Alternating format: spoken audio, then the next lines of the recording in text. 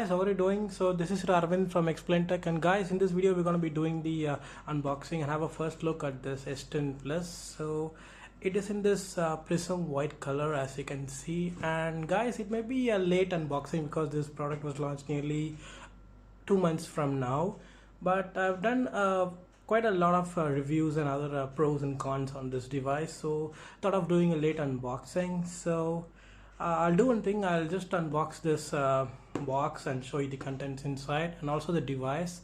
And guys, as usual, if this is your first time here, like, share and subscribe. Let's get started.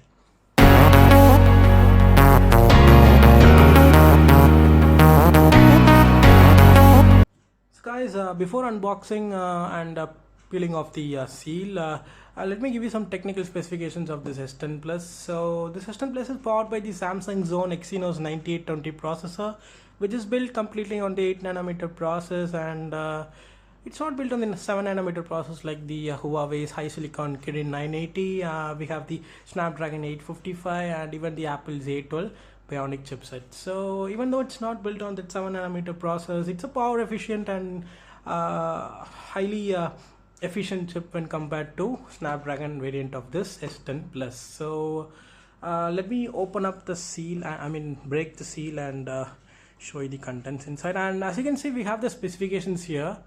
So it has that 16.35 centimeters, so it's almost 6.4 inch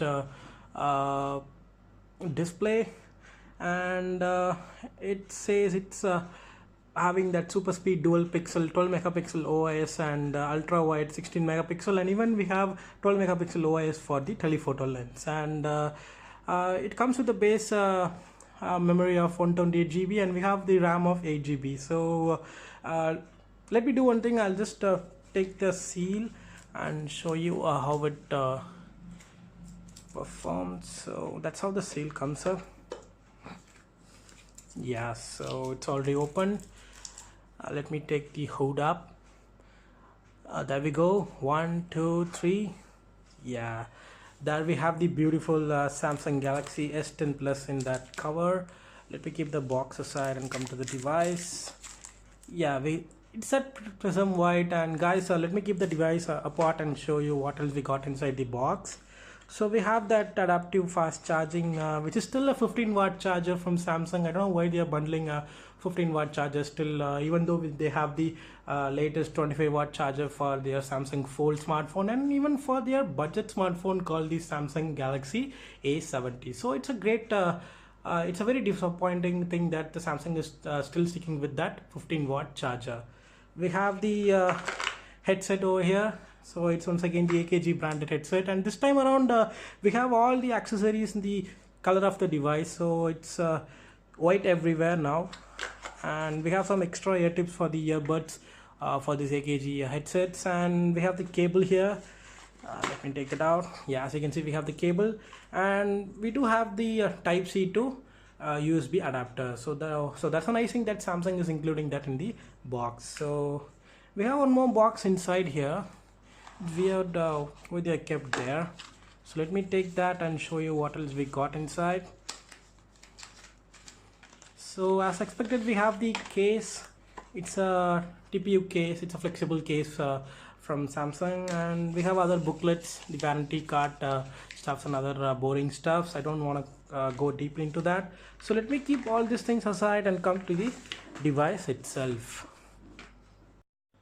So guys, we have the device itself. I just peel off the cover, and initial impression, guys, the phone feels a lot lighter, even though it's having that 4000 mAh battery built inside, and the prism white color is just stunning. And as you can see, I don't find that glowing colors in this video, but yeah, it's awesomely designed by Samsung. It says made in India and other stuff. It has that Samsung branding, and this time around we have three camera lens over there. We have the 12 megapixel main camera and 16 megapixel ultra wide angle. It goes up to nearly 117 or 118 degree, I think. And we have the telephoto lens. It's the 2x optical zoom lens, and it's also a 12 megapixel OIS enabled. So we do have that flash and other heart rate sensors and other stuff. So I'll do one thing, guys. I'll just power this on and show you how the booting animation is for the first time.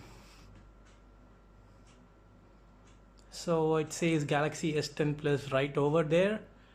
And meanwhile it boots up. Let me give you some overview of the device. So we have the headphone jack being retained, so it's a nice thing that Samsung is retaining that, because all other brands are neglecting that for no reason. So we do have the type C charging port. We have that stereo speaker setup. We have one speaker here and one speaker, so it has already turned up on one speaker over here. And to the right we have the volume key, and to the left we have the volume rockers and the Bixby button. And it's a nice thing that now Samsung has enabled us to remap this Bixby button to invoke any other application. So at the top we have the SIM tray. I've already inserted 2 SIM cards and also set up the phone.